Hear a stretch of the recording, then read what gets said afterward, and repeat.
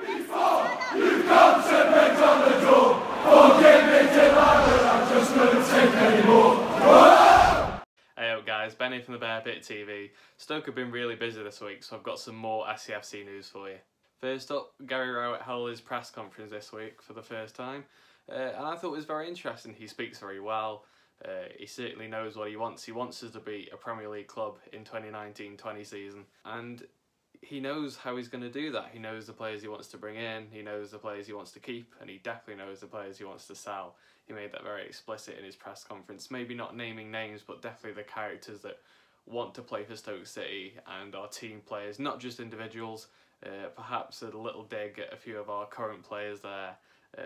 And he also said the likes of, you know, Benica Phoebe, those kind of players are the type of quality that we're looking to bring in. You know, that's good news. Definitely he highlighted the forward line as a problem, and he's going to address that. But he said that there's going to be big changes for Stoke City, and we need it, you know, considering that half our squad's going to go. We need to replace him just to keep the place happy, really. He's definitely highlighted people like Joe Allen and Ryan Shawcross as members of the team he wants to keep. But he hints at big change at Stoke, and it's going to be a big summer for us, hence, I suppose, all the news that's been coming out this week. And one of those big changes is that Rory Delap might be coming back to Stoke City. The Sentinel said yesterday that Rory Delap looks to be coming back and working with Gary Rowett's backroom staff. He worked with the development squad at Derby, and it looks like he'll be taking a similar role here. Not back as a player with those throw-ins as he did back in the late Championship and early Premier League for us.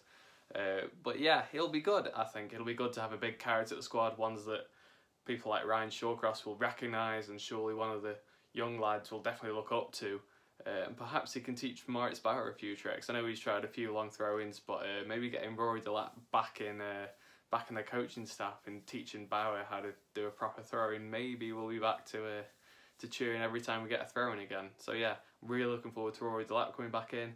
It sounds like we're keeping the goalkeeping coach as well, Andy Quay, I think his name is. Been for Stoke City for years and renowned for being a good goalkeeping coach. You know, brought Jack Butland and Asmir Begovic through, those kind of players, and we're going to need a new goalkeeper if Butland leaves, so perhaps it'll be interesting to see if we buy a new young goalkeeper and see if he develops under Andy Quay.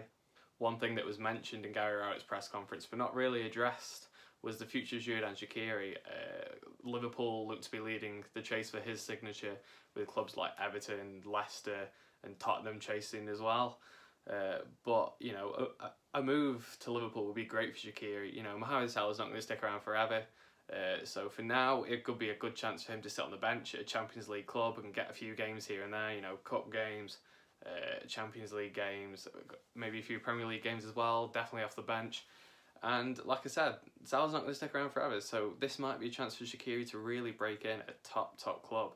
Something that he deserves. You know, he's not performed up to his absolute best for Stoke City, but you know, he was, in my opinion, our player of the season last season in a relegated team, and I think with better players around him, like he had at Bayern Munich, for example, he could thrive again. So I'm really pleased for him. I'm glad he's not been linked with teams like Southampton and West Ham, even though there've been sort of tentative links around. There's been nothing concrete, and yeah, I'm pleased that he's going to get a move to a Champions League club. Finally, for players, it looks like Saido Berahino is asking Gary Rowett for one final chance. That's come from the Telegraph this week. Does he deserve that final chance? I don't know. He's had plenty of problems on and off the field for Stoke, well documented as well. The last two managers clearly lost patience with him. Mark Hughes and Lambert, you know, both froze him out. Lambert more so.